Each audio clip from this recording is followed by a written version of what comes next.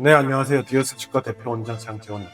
이번 영상에서는 임플란트 수술 후 주의사항에 대해서 설명을 드리려고 하는데, 임플란트 치료는 물론 술자가 잘 해야 되는 부분이 크지만 수술을 받은 환자분께서 주의사항을 얼마나 잘 지켜주시는지에 따라 수술 결과에 큰 영향을 미치기 때문에 이 영상 끝까지 보셔서 성공적인 임플란트 치료를 위해서 같이 노력을 잘 해주셨으면 좋겠습니다.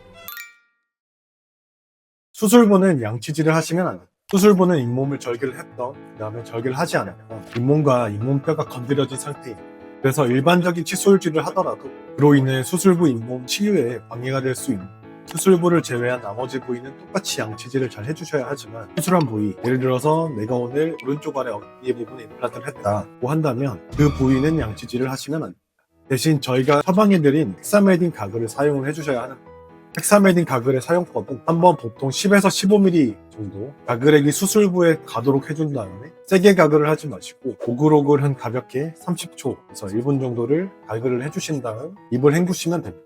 헥사메딘 가글은 일반 세균을 소독을 해주고 수세 침착을 막아줘서 수술부 치유를 도와주지만 너무 많이 그리고 오랫동안 사용을 한다면 착색이 되거나 미각을 상실을 할 수 있거나 등등의 부작용이 있기 때문에 꼭 지켜주셔야 할 부분, 하루 2에서 3회 그리고 최대 일주일까지만 가글을 사용을 해주시고 추후에 수술부에 가글을 하고 싶다고 하신다면 헥사메딘 가글이 아닌 리스테린이나 가그린 등 일반 가글을 사용해 주셔야 합니다. 수술 종류나 범위에 따라서 조금 다를 수 있고 보통 일주일 뒤 실밥을 제거한 뒤부터는 부드럽게 양치질을 하셔도 됩니다. 다만 잇몸뼈 이식을 많이 한 경우, 큰 수술의 경우에는 2주 뒤에 완전히 실밥을 푸는 경우도 있는데 그런 경우에는 보통 치과에서 언제부터 양치질을 해주세요 이렇게 말씀을 드릴 테니까 너무 걱정하지 마시고, 수술 부위 반대편으로 식사를 해주셔야 합니다. 수술 부위에 당연히 음식물이 가거나 닿으면 좋지 않겠죠. 팔꿈치나 무릎을 수술을 하게 되면 깁스나 목발 등으로 수술 부위 안정을 위해 조치를 취할 수가 있지만 입안은 식사를 하셔야 되고 말을 하셔야 되기 때문에 저희가 완전한 수술 부위에 격리를 할 수는 없습니다. 그래서 수술부 보호를 위해서 일주일 정도는 수술 부위 반대편으로 식사를 해주셔야 합니다. 그리고 이 부분은 2주 정도 신경을 써주시는 게 수술 부위 안정성을 높이는 데 도움이 됩니다. 아니 어떻게 한쪽으로만 밥을 먹어요? 라고 하시는 분들이 계시거든요. 물론 한쪽으로 식사를 하시는 것이 힘드시겠지만 그래도 지켜주셔야 합니다. 왼쪽으로 식사를 하신다고 하더라도 신경을 잘 못 써주시면 오른쪽으로 음식물이 넘어가게 되는 경우가 많아요. 그리고 그것이 자극이 되어서 임플란트 수술 부위가 벌어지거나 치유가 지연되는 경우가 많습니다. 그래서 반복해서 말씀드리지만 불편하시더라도 신경을 써주셔서 수술 부위 반대편으로 식사를 하시고 수술 부위로 음식물이 넘어가지 않게끔 꼭 신경을 써주시는 노력이 필요합니다. 또한 일주일 정도는 너무 맵거나 자극적인 음식, 그리고 너무 뜨거운 음식, 양념이 너무 많이 되어 있는 음식들은 치유에 도움이 되지 않을 수 있습니다. 조심해 주시는 게 좋습니다. 비슷한 맥락으로 혀로 수술 부위를 계속 만지시거나 수술 부위의 입술이나 볼을 당겨보시는 분들이 계십니다. 당연히 좋지 않겠죠. 최대한 수술 부위가 잘 아물 수 있게 건들지 않고 가만히 놔두시는 것이 치유에 도움이 됩니다.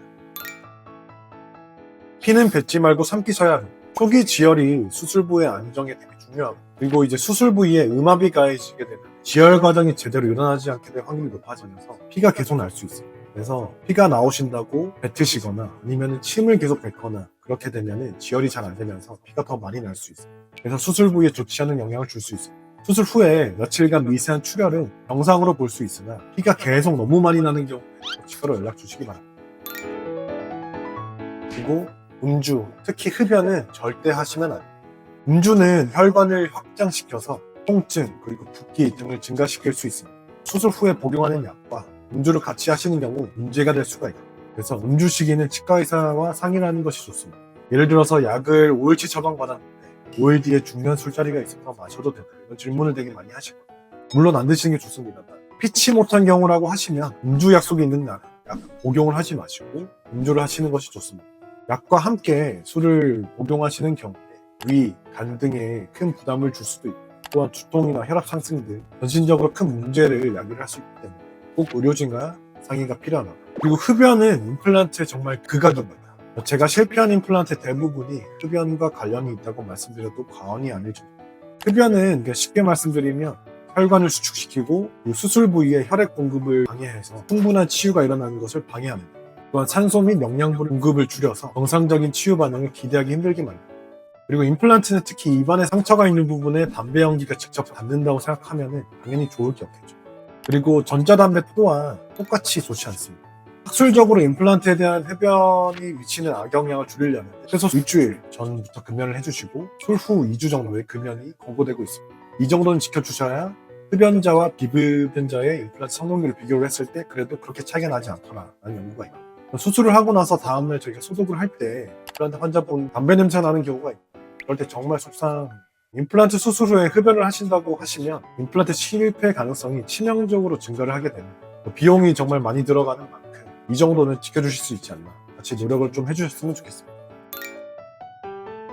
임플란트 수술 후 통증은 보통 수술 후 24시간, 24시간이 가장 크게 나타납니다. 그 이후의 통증은 점점 감소하니까 너무 걱정하지 마시고 치과에서 처방드린 약 복용하시고, 만약에 통증이 너무 심하다고 하시면 저희가 처방해드린 약 사이에 사이레놀을 추가로 복용을 해주시는 것이 좋습니다. 다른 소염 진통제를 복용하는 것은 용량을 초과하여서 무리가 갈 수 있으니 사이레놀을 같이 드시는 것이 좋습니다.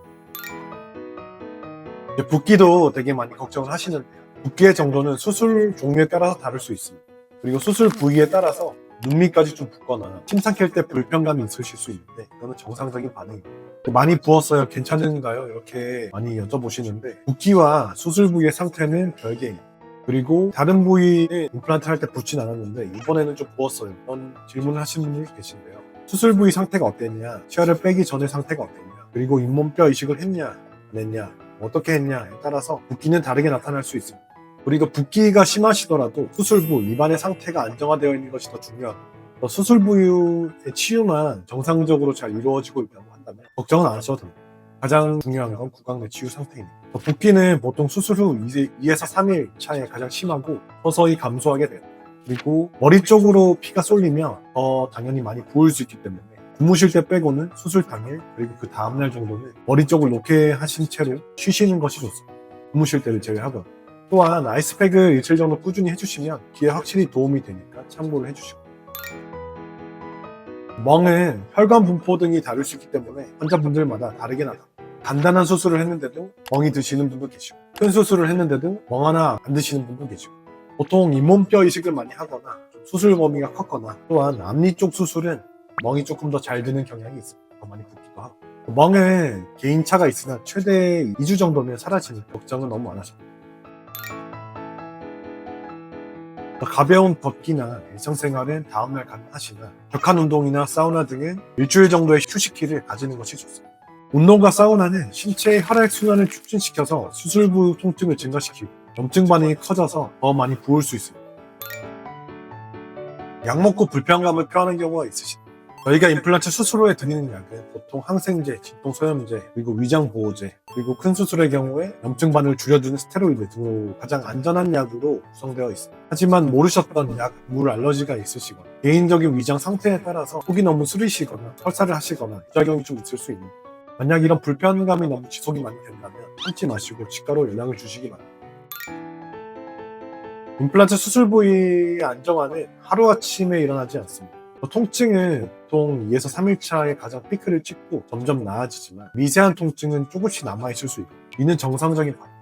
하지만 일주일이 지나서도 통증이 너무 심하시고 혹은 통증이 줄어들어야 되는데 점점 심해지시고 하는 느낌이 있다고 한다면 이거는 조금 이제 문제가 될 수 있어요. 약속 매원일 전에 치과로 꼭 연락을 주시는 것이 좋습니다.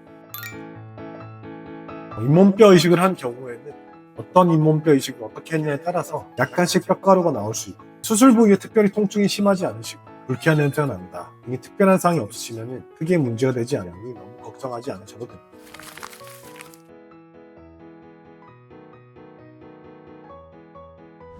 지금까지 임플란트 수술 후에 주의사항에 대해서 알아보고, 저희 디어스는 최대한 안정적으로 임플란트 성공률을 높이기 위해 수술을 도와드리고 있습니다. 앞서 언급드렸던 것처럼 성공적인 임플란트 치료를 위해서는 임플란트 수술을 받으신 여러분들의 노력도 필요하니 이 주의사항 꼭 보시고 잘 지켜주셨으면 좋겠습니다.